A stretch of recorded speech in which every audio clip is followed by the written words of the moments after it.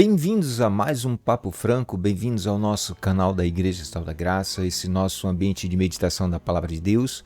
Você é o nosso bem-aventurado de estar juntamente conosco para mais um momento de meditação.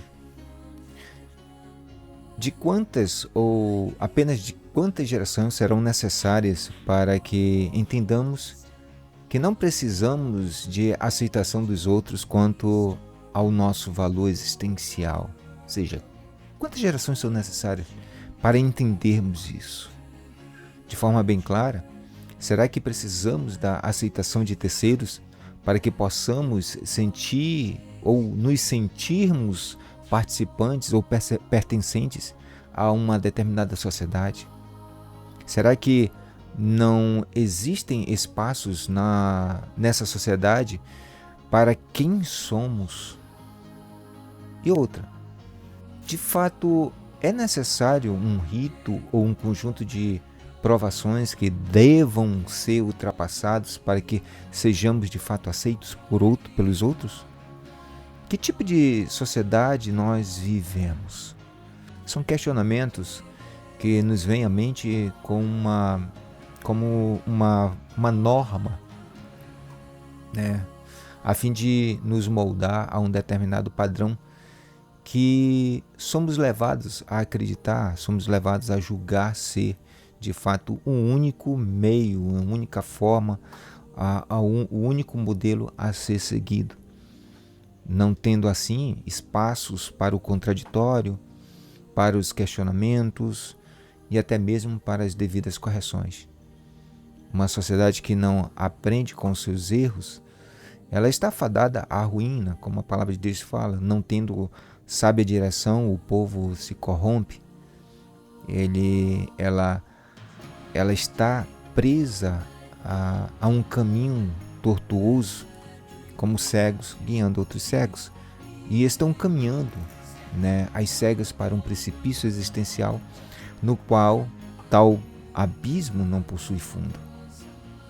Não pretendemos aqui estabelecer um novo modelo, mesmo porque nós precisamos aprender com os nossos erros. E o que a humanidade nos leva a crer, a entender, que não aprendemos com os outros, não compartilhamos o conhecimento, não conhecemos sequer o nosso semelhante.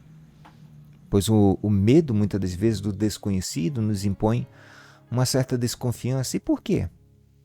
Porque ainda que vivamos em sociedade, ainda que por meio do convívio cotidiano, nossas relações são estabelecidas apenas do ponto de vista comercial e não existencial.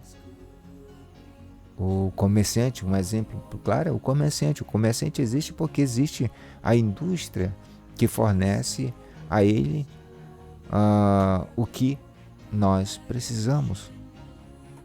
Mas nada sabemos sobre a pessoa propriamente dita. Isso também pode ser levado para o campo espiritual, para o campo religioso.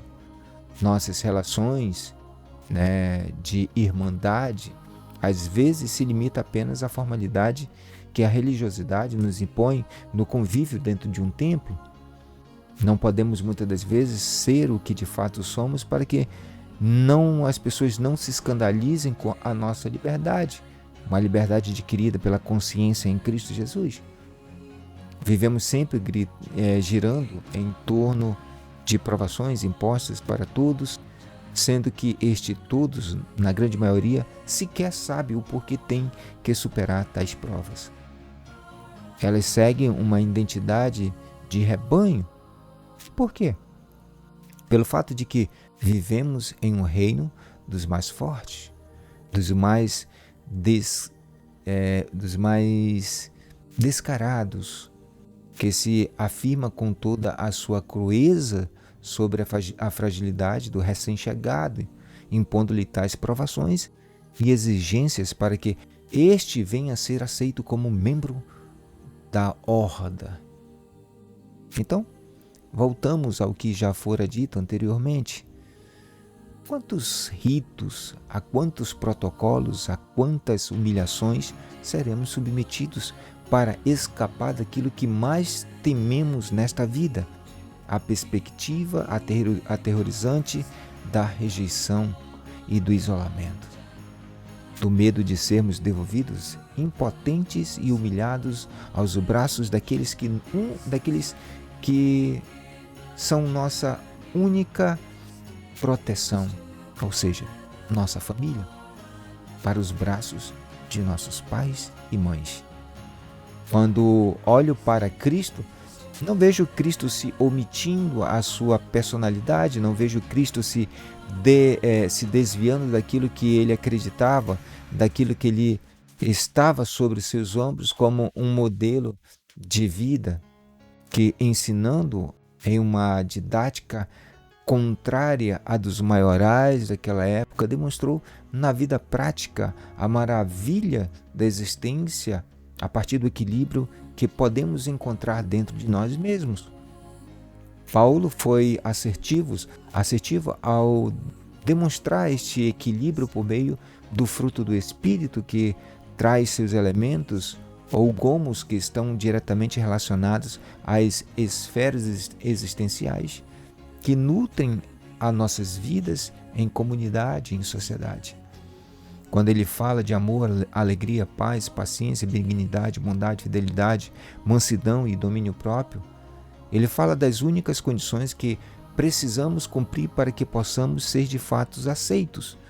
Mas observe que estas condições que atribuímos aos gomos do fruto do Espírito não são para que os outros nos aceitem, e sim para que nós possamos nos aceitar.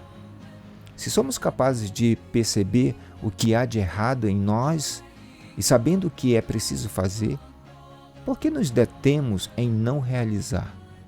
Se é de Deus tanto querer como realizar, e se este desejo é expresso em nossas vidas, então Deus está se revelando em nós, e assim cabe a nós realizar. Assim, nenhuma condenação há àqueles que agora estão em Cristo. E se não há condenação, isso significa que não existe nada que ainda precisamos fazer para sermos aceitos. Aqui eu encerro com o nosso papo de hoje, com as palavras do apóstolo Paulo, que diz: antes rejeitamos as coisas que por vergonha se ocultam, não andando com astúcia, nem falsificando a palavra de Deus, e assim nós nos recomendamos a consciência de todo o homem na presença de Deus pela manifestação da verdade. A verdade que se revela no que somos leva aos que se pretendem julgar-nos uma reflexão sobre a sua própria existência, uma vez que a verdade traz à tona as sombras que se ocultam na consciência de cada um de nós e que precisamos trazer à luz para que estas se dissipem, tornando o homem de fato livre para viver em um mundo onde somos complementos existenciais uns dos outros, com virtudes e valores agregadores de vida. Que Deus abençoe a todos, fique com Deus e até o nosso próximo bate-papo aqui no canal da Igreja Estado da Graça, o nosso próximo Papo Franco. Fique com Deus e até a próxima.